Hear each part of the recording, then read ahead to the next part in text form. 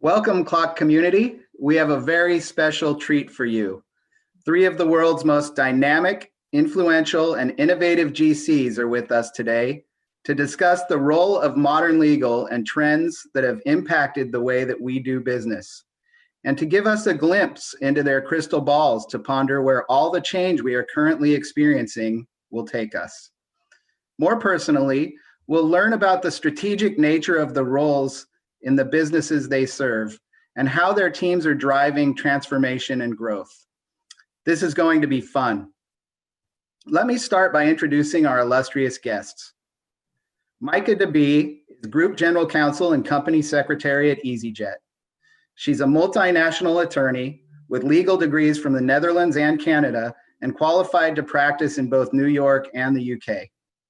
She started her career in New York before moving to London 6 years later, where she's held various senior in-house roles. Before joining easyJet in 2019, she was Group General Counsel at Royal Mail. Maaike now leads a legal team with 70 members, only 27% of whom are lawyers. Her team supports affordable airline operations that in 2019 transported 96 million passengers in more than 1,000 routes to over 30 countries around the world. easyJet was voted #1 in customer loyalty in the UK, France, and Switzerland by Millward Brown. Bradley Gayton is Senior Vice President and General Counsel at the Coca-Cola Company, where he oversees all legal and security functions and a staff of nearly 250 professionals. He recently joined Coca-Cola after nearly 20 years at Ford Motor Company, where he held several positions across the organization before being named GC in 2016 and Chief Administrative Officer shortly thereafter. At Ford, Bradley fostered a culture of innovation in the legal team, exploring the application of AI and big data to create operational efficiency and enhance solutions to complex legal issues. He personally holds 3 of his own patents and is widely considered a leading advocate for advancements in legal technology, diversity and inclusion, and equal justice for low-income citizens. Stahlkopf is Corporate Vice President, General Counsel, and Corporate Secretary at Microsoft. She joined the company in 2007 and served as Associate General Counsel and Deputy General Counsel for HR Legal before she was appointed GC. Dev now leads the company's Corporate, External, and Legal Affairs Group, affectionately known as CELA, which consists of more than 500 professionals supporting the legal function. Before joining Microsoft, she practiced at 2 AmLaw 100 firms in the Seattle area. In addition to leading one of the most sophisticated legal teams in the world, she currently sits on the board of directors for BSA, a software industry group that promotes legal software use and advocates for public policies that foster technology innovation and drive growth in the digital economy. Maaike, Bradley, and Dev, welcome to the CLOC Institute, and thank you for being here. Thanks for having us. Yeah, good to be here. As the general counsel role continues to evolve, one of the biggest challenges on each of your plates is how to build a legal department for the future. In a past life, the GC role was primarily focused on mitigating legal and compliance risk. Today, you are being asked to do much more. The modern GC is expected to serve as a business advisor to the CEO and board, helping to enable and guide the business. At the same time, you must find innovative ways to manage legal service delivery. Beyond your role as a strategic business advisor, you have to develop a leadership team with various backgrounds and skill sets beyond those of traditional attorneys. Determine how to optimize internal and external resources. Find ways to leverage modern tools like workflow automation and artificial intelligence. Maximize the use of data and analytics to drive strategic decisions. And in this year, figure out how to navigate your organization through a global pandemic. That is a lot and must be a significant challenge, but also strikes me as an incredible opportunity to raise the profile of the legal function as a business enabler that can deliver impact and drive change. Indeed, that may be needed more than ever in our current environment. Let's start with how you all are doing in this year that we'll never forget, and how 2020 has shaped your objectives. Bradley, you joined Coca-Cola amid a pandemic and all the business challenges that have come along with it. How did you go about setting your priorities? Thanks for that question. And yes, I did join the Coca-Cola company during the middle of a pandemic. A really interesting process. I never met anybody in person until just this week. About 45 days into the job, I finally met our CEO and the other members of the leadership team. So a brave new world in 2020 will not be forgotten. In terms of how I think about setting priorities that can be flexible, there's a couple of things. Some of them we all do, right? It all starts with the business imperatives and then working back from there. But in the legal function, the other thing that we do is sort of put an overlay on that. And we think about three continuums: the things that have to be done now, the things that need to be done in the near term, and the things that are out in the far. And when I think about those three continuums, the now is pretty evident. The things that we're just working on now that have to be done. But we allocate a lot of time thinking about the far. And that's a place where the things are undefined. Technology solutions are undefined. Maybe even the regulatory framework in which we operate is undefined because we know it's going to evolve over time. And we set our priorities in that framework as well. And the reason we spend so much time in the far is really if we can think about solutions there and kind of bend them back into the now and near, that could give us a competitive advantage. And that's a way that the legal office can contribute to the company winning in the achievement of its aspirations. The flexibility really comes into the service delivery model, to be honest. But another way to build in flexibility is we really do sort of look out at objectives in a 6-month time frame, rather than trying to set big objectives for the year, which has historically always changed. And so we set up sort of shorter runways and set 6-month targets for the objectives, and we set it in that now near far frame. So that's how we think about it. That's interesting. And given the fluidity of 2020, I imagine it's even challenging to set that 6-month time frame. I think everything is so uncertain right now. So it just adds to the challenge of your role. Maaike, obviously the airline industry has taken a big hit this year. Did the pandemic alter the priorities you had set when you joined last year? Oh, it certainly did that, Mike. I had an earlier crisis to deal with that did that already, because unfortunately we also had a cyber incident before the pandemic that we learned about in January. So I've had a year of full-on crisis, and unfortunately we're not out of it yet. So I think as a function, and I don't just have lawyers in my function, but a much broader group, including information security, we've been very busy with dealing with the now, what's going on. But what's been really interesting is we have just closed our financial year. We've been going through our goals and objectives as a team and how we've done against the ones that we set last year. And interestingly enough, we have really achieved a lot of goals anyway, because we have really been also thinking about the longer term and the strategic objectives of the company. And in everything that we have done, we have always kept that in mind as an undertone. And although there has been a lot of urgent must do now work, we have been able to progress some of that thinking along the way. And the legal ops role was your first hire at easyJet. Why was this a priority, and how has that helped in the challenging current environment you're now facing? Well, I've in my previous role, we had someone who had that legal ops function as well, and we built that out and we brought in data analysts. And I'm personally a big fan of using metrics and data to underpin decision making, and also in the legal world, although a lot of people are afraid of metrics and data and think that's not something that fits a legal world. In my view, it does, and it really helps to be more transparent.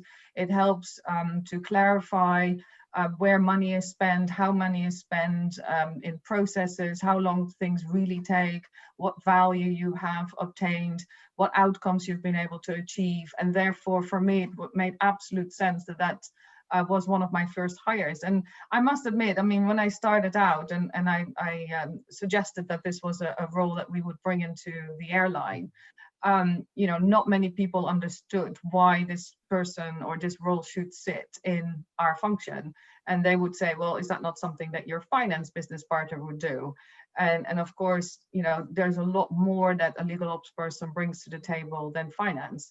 Now, so I was successful in convincing the business the need of the legal ops person, and she started last year in December. And then, like I said, and as of January, we hit major crisis in the airline. But there were a couple of things that we had said we would get our arms around. One of that was budget, and we've managed to do that. We've also done a legal panel refresh. We're almost through that now.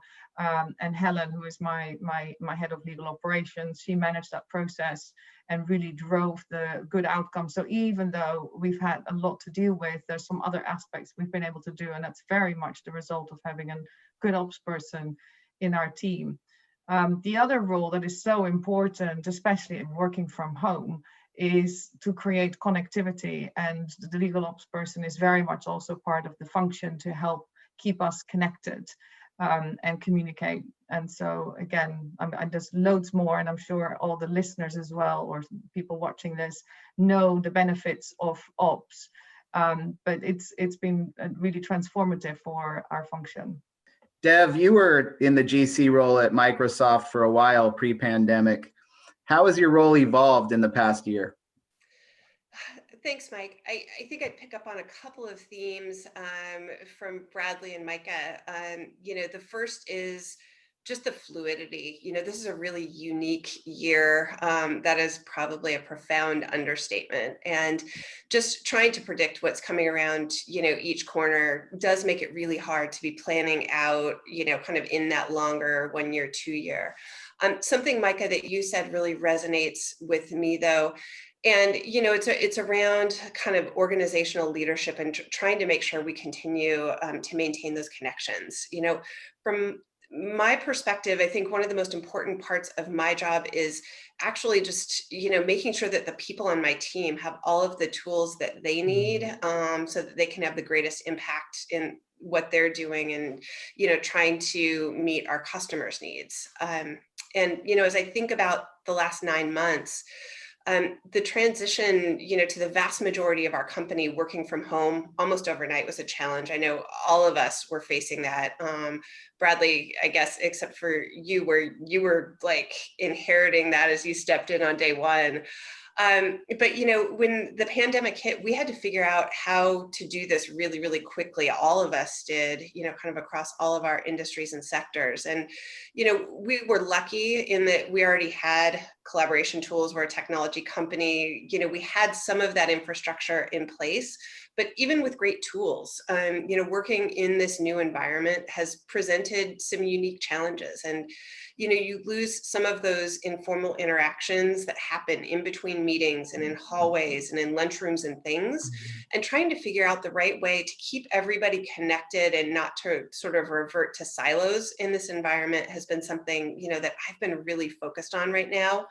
And so I've spent actually a lot of time in the last 9 months really thinking very intentionally about, am I communicating clearly enough and often enough? And then spending a lot of time really just listening intently to what teams need and trying just to bring, I think, more intentionality to those things.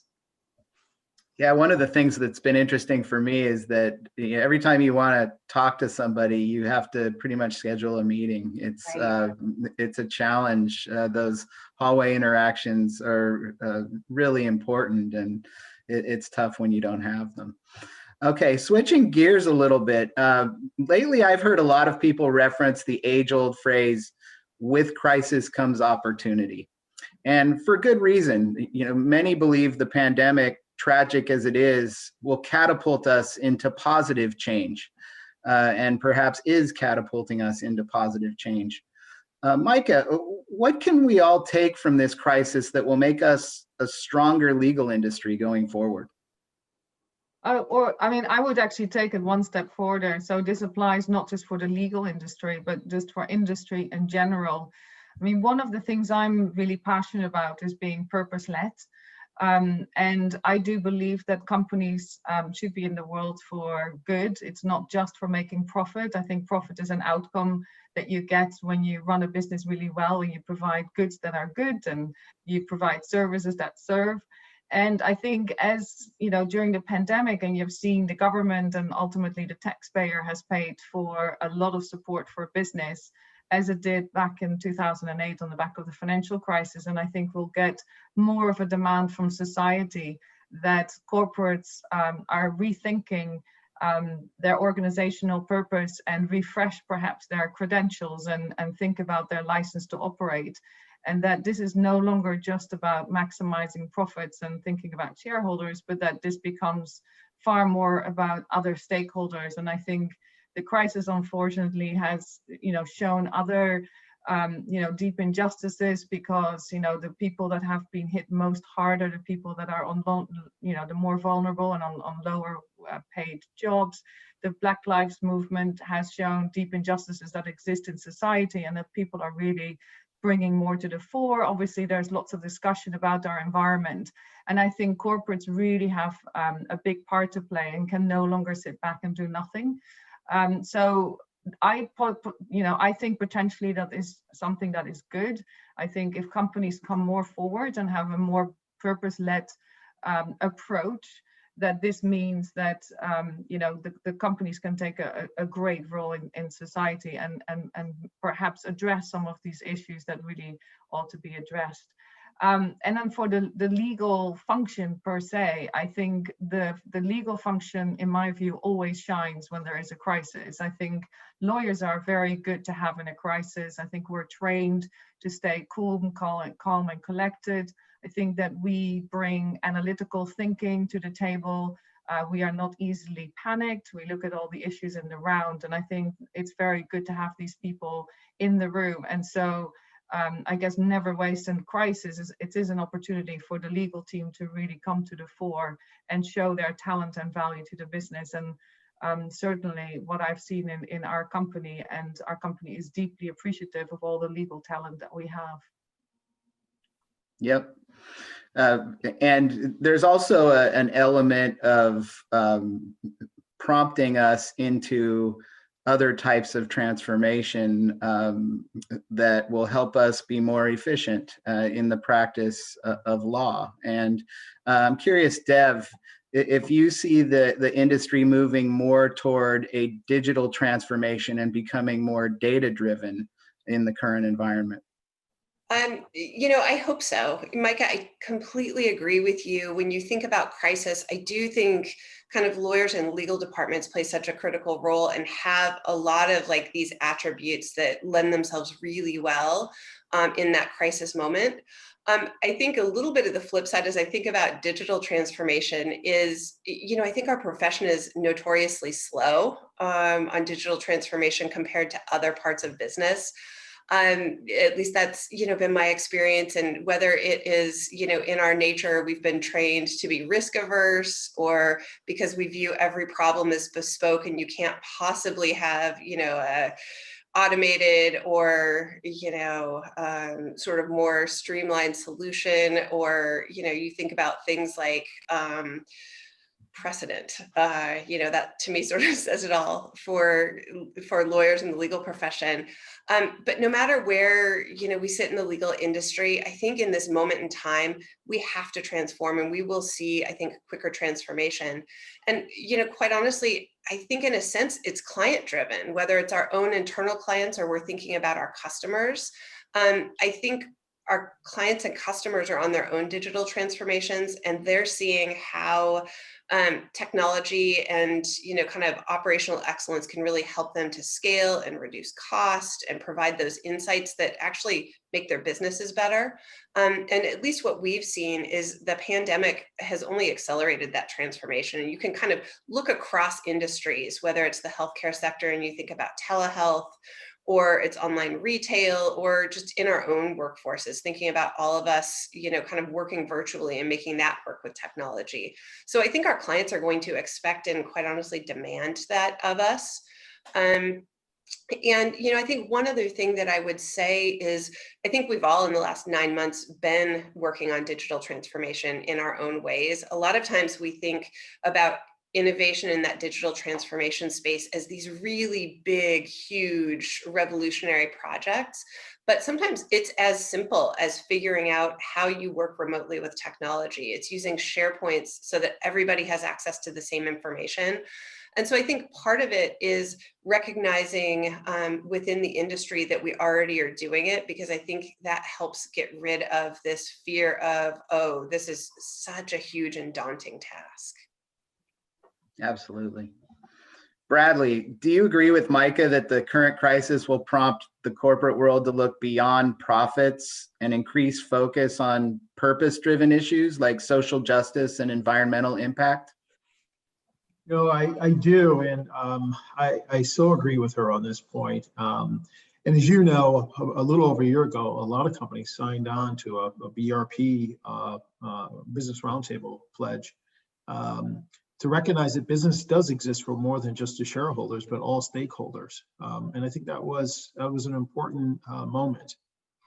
And I think, as you think about what went on during the pandemic, how business is stepping up and filling the void that is left by a lot of governments.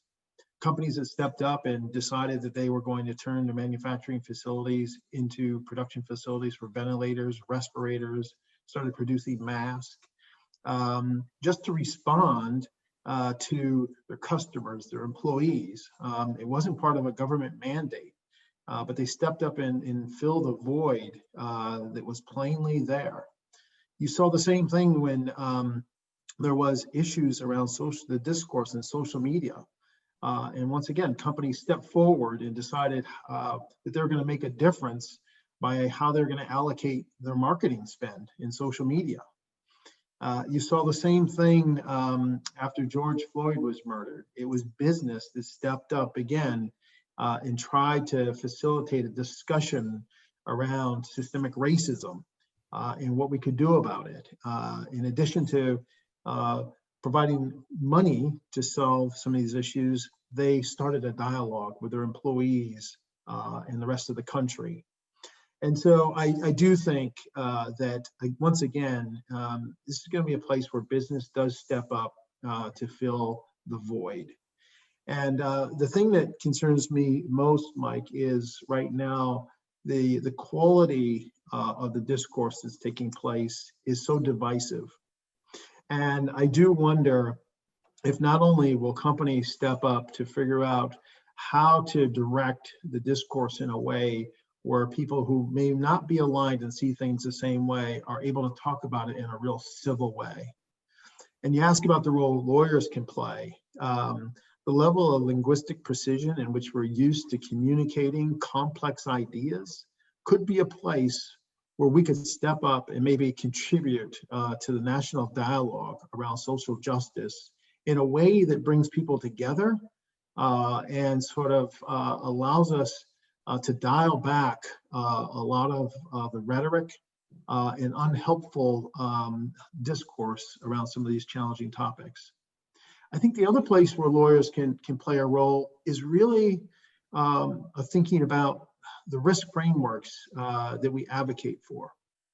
And so Dev and Maaike talked a lot about the other characteristics of great lawyering that will play a role.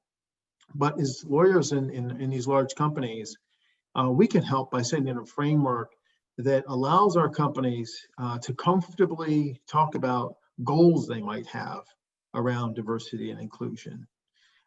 We might be able to encourage our companies to be transparent with the information that we have around where we are today with the level of diversity and inclusion at different levels in the organization. And also be real transparent with ESG and other disclosures. Those are opportunities for us to really challenge one another in this space and provide transparency to our employees and the broader community about where we are today and how we're going to advance the good work around social justice, diversity, and inclusion. And we're going to come back to diversity and inclusion in a little bit. But I want to talk a little bit about what each of you are doing in your own departments relative to a digital transformation journey. And Dev, you touched on the importance that clients are placing on changing the way legal services are provided. And I'm curious on a more personal level, where is your organization in its own digital transformation journey? So, we've been on our digital transformation journey for some time, and, I think we've made progress. We have a ways to go. This is one of those journeys that probably doesn't actually have a destination. So I think we'll all be on it forever. In recent years, I think our legal department has done, on the one hand, a really good job at developing a number of kind of point technology solutions to help us scale. You think about things like e-discovery or managing open source for us, things like that, where we've, I think, actually created some really effective tools to help us manage our practice. But that said, we were doing it in pockets and silos within even our own department, and we weren't really talking about it. So we would have one team develop something that was really interesting and incredibly helpful, and nobody else knew that we had developed it. And so, about a year ago, we sort of said, look, it's really time to kind of double down and think about this as a cross-department initiative. And, we created a small team. We call it Modern Legal. It's led by Jason Barnwell, who's actually on the CLOC board. And, Jason has a small team. And one of the first things they did was actually inventory what we have in terms of technology solutions across our legal department. And, we were sort of surprised that we identified sort of more than 70 tools that we had built in recent years. And we had sort of more than 100 SharePoint sites that were supporting various aspects of our work that, it was like an archaeological dig. And so, one of the opportunities I think we really have is to make sure that we're taking a look at those things and their applicability sort of across our full department, and thinking about what learnings are there, and quite honestly, thinking about where did solutions not work so well, so that we can learn and not continue to reinvent the wheel. So I'm really looking forward to the work that Jason's doing as we're looking at this as kind of a one legal department exercise at this point. And how does cultural transformation play a role in that? Things like psychological safety and growth mindset, and making sure that your people have the right mind framework to actually transform the way they're thinking and working. Yeah, Mike, I think that's a great question. I think culture actually plays a huge part if we're going to succeed here. There are, I don't know, maybe 4 things that come to mind. The first one goes back to what I was talking about in the beginning. It's sort of eliminating those blockers and those cultural things within our legal department that are just kind of remnants of the traditional legal culture.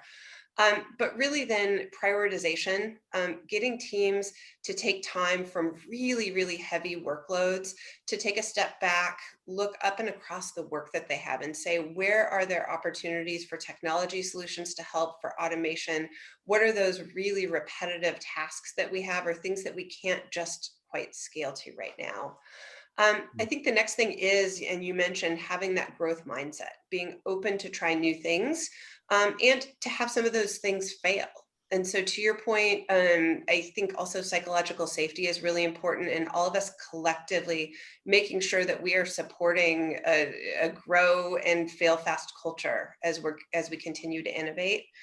And then I think the last thing, and this is one that might even be the most important, is we've found that we need to continue to upskill the department, whether it is use of existing technologies and getting the most out of those, or really people being willing to lean in and learn the new technology solutions as we roll them out. So I think culture is really important, and I think those are the things that we're really focused on. That's great stuff. Bradley, I'm sure you are still surveying the lay of the land at Coca-Cola, but what do you see now as opportunities for the organization to innovate in the way it serves the business? Yeah, sure. Before I answer that, as Deb was talking, about surveying the landscape and understanding the technologies that you have at play, I was reminded of a TED talk that I just watched last weekend that talked about, as you build your organization, put boxes down for all the technology that you're using as well. And then start to ask yourself, who's going to use that technology and who does use it. And it's a great way of sort of visually seeing the technology that you're using and the technology that's just gone dormant and still just hogging up plenty of resource in terms of the maintenance of it. So that you just reminded me of that TED talk. Listen, in terms of is how we're thinking about our transformation.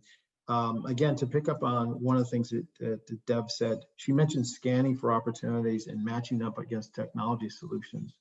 So one of the things that we did at Ford and that we'll do at Coca-Cola is we started really with an objective of really trying to raise the digital acuity of everybody in the global office. And so we just led a series of sessions just around digital literacy. So just fundamentally understanding, what are we talking about when we say blockchain or analytics, AI, machine learning? What does it all mean? And then we took that digital literacy, those courses, and then we asked each practice group to then start to really dig in deeply to understand how those technologies impact your practice. And we ran sessions with their internal clients as well, so that we could bring really complex use cases to the table and see how those technology solutions might help solve for them.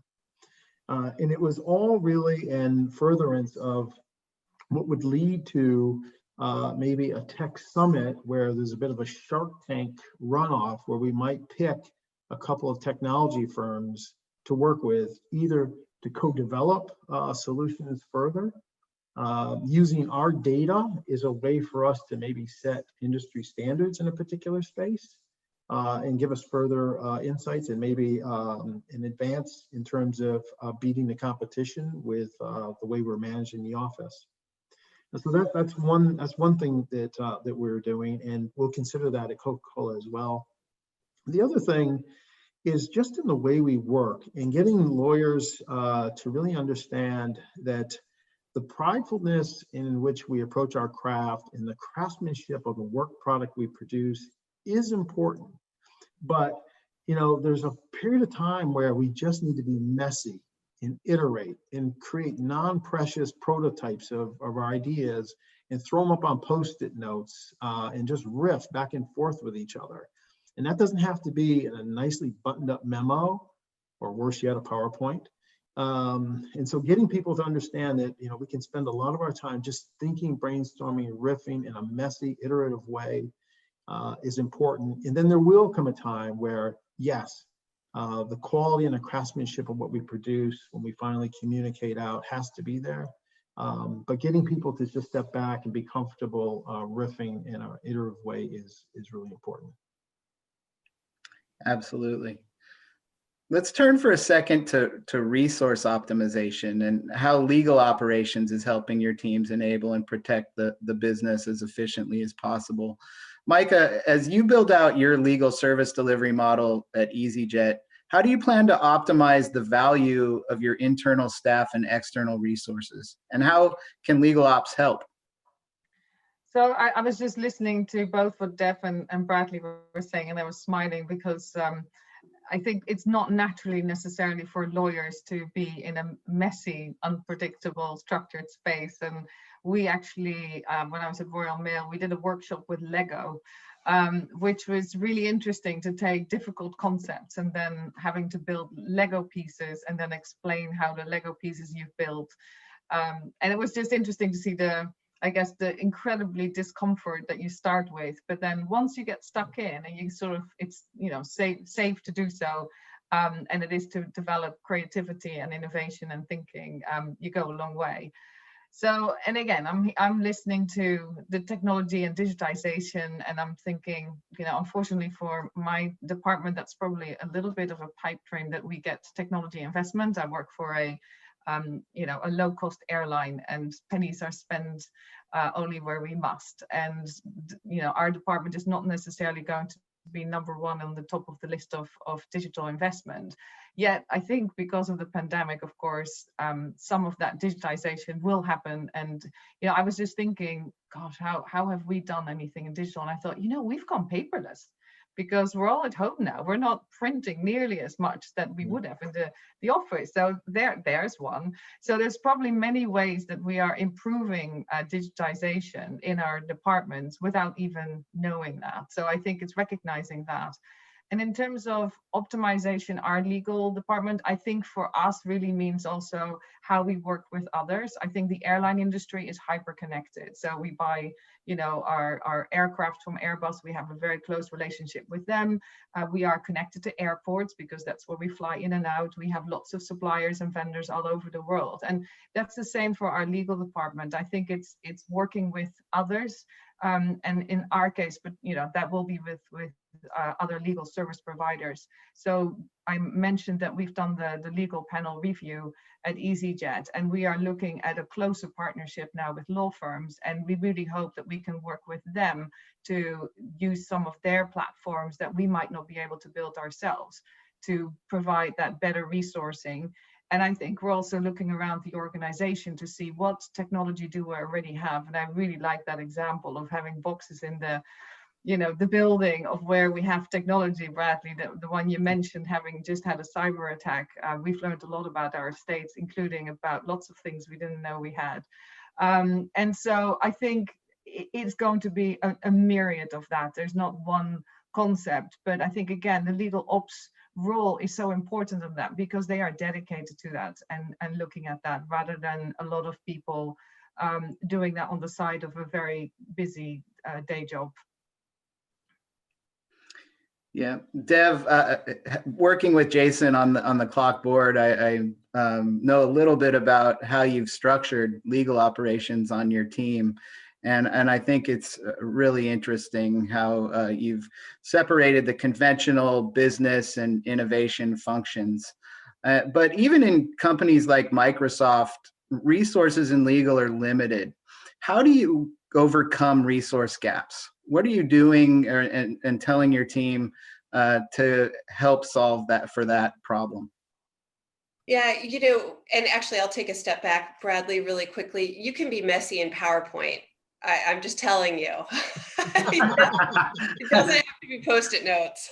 I almost mentioned something about PowerPoint.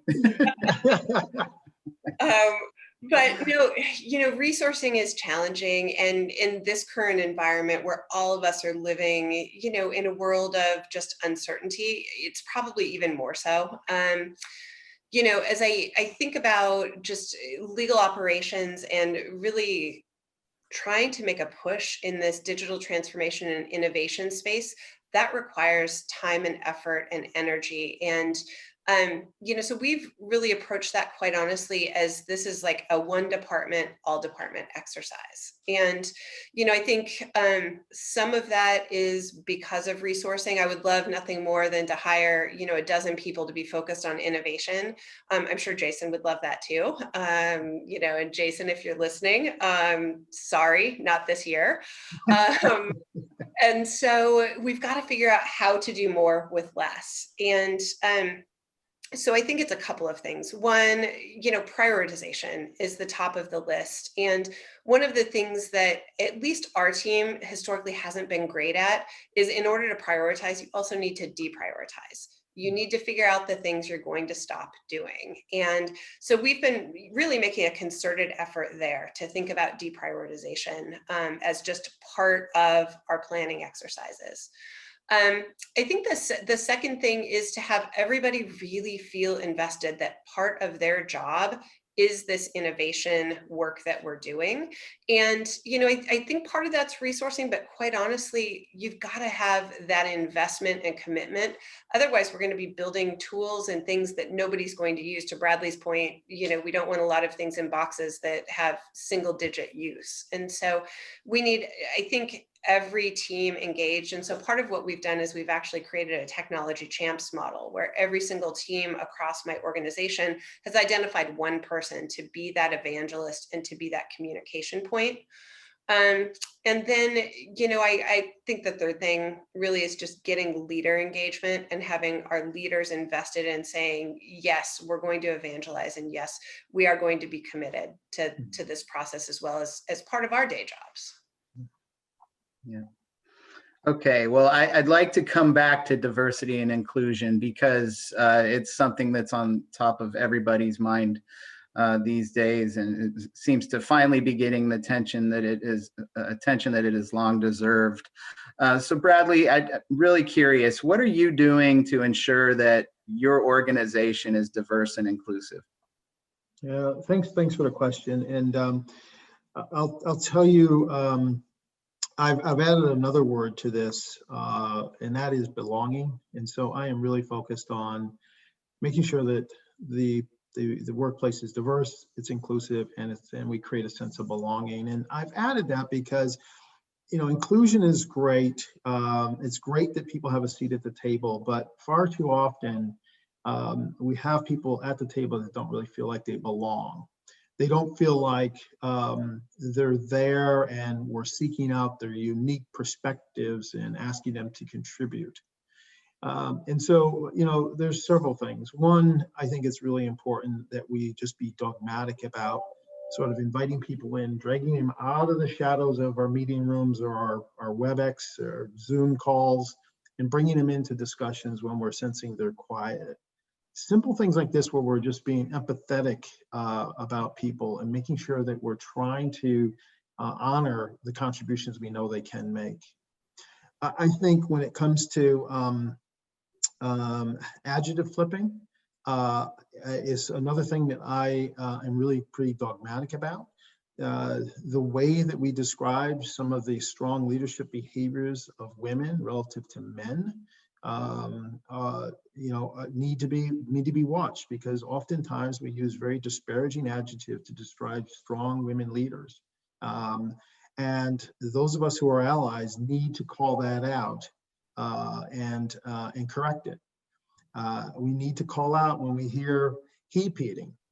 Far too often, where the women on our teams are making really valuable contributions, and it's not until that same contribution is repeated by a man that we acknowledge and honor it. So just being really strong allies in this inclusion and belonging effort by paying attention to those things and others that you see in your organization are just really incredibly important.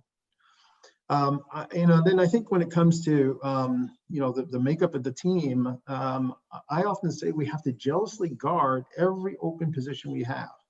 And when that position is open, we as leaders have to insist that the interviewing for these jobs can't start until there's a diverse pool of candidates. And we have been really working with the diversity lab to think about the deployment of the Mansfield rule, and we did at Ford Motor Company sign up to the Mansfield rule. And even in internal positions, we insisted that we had a diverse slate of candidates before we started having a discussion about filling positions. So I think those are just a few things that, in my experience, we're working on to try to make a difference. And the one thing that's important here is you have to be intentional and dogmatic and keep your shoulder pressed up against this issue, because the moment you let up, we seem to fall back and lose progress. So those are just a few things that we're working on to make a difference in this space. It's all great stuff. Dev, what's your D&I strategy? So, I would second a lot of what Bradley said.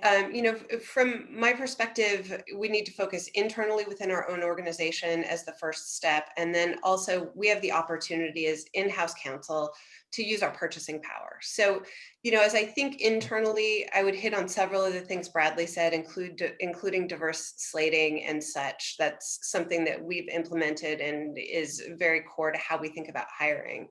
I really think it starts with data. Without data in this context, you really can't measure yourself. You don't know where you are. You can't measure your progress.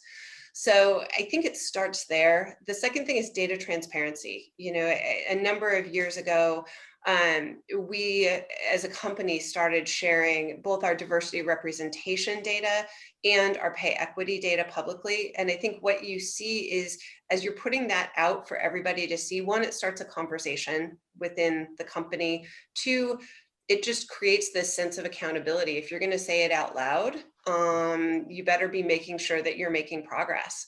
And we've made progress, and humbly, we still have a ways to go as a company. I think as all of us look around, there's a lot more that we can and will be doing.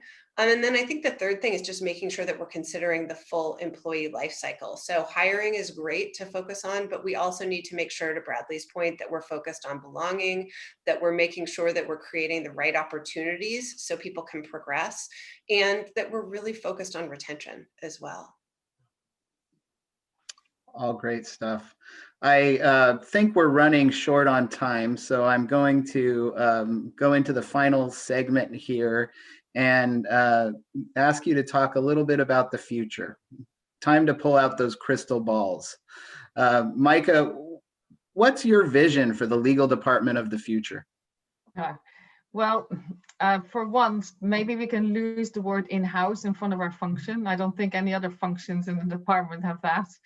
I don't have the crystal ball. I wish we knew what was going to happen in the future. But I do think that we are partners with our colleagues in business, and I hope that we can work together and achieve better outcomes. And I believe that better outcomes is not just better outcomes for the company, but better outcomes for society.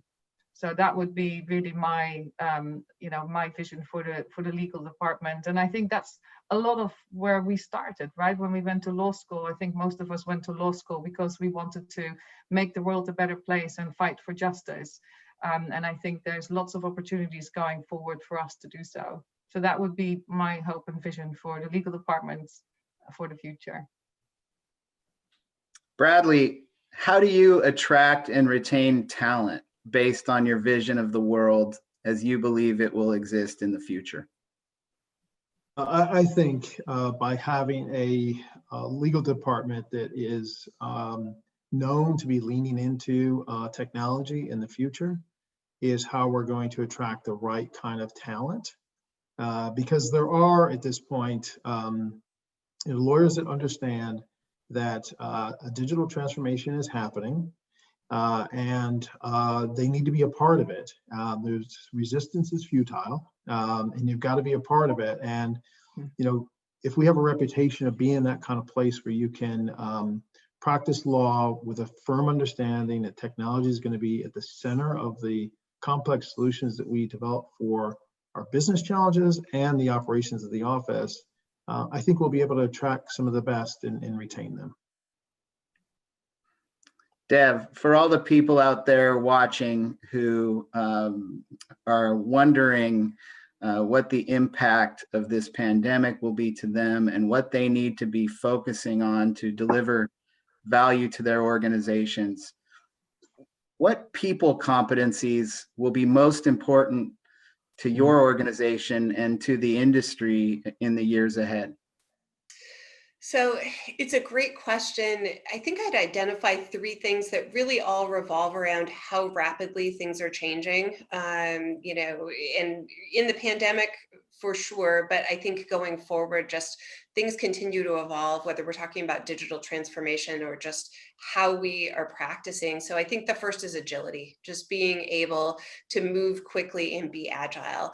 The second is growth mindset and really being open to innovation. And then third, I would say, we need in innovating to be able to go after things, fail fast if we're going to fail. And so I want people who are collectively contributing to psychological safety within the organization. This has been an engaging, illuminating conversation. Thank you all for joining us, and best wishes to all of you for a safe and peaceful 2021. Thank you. Thank you. Thank you.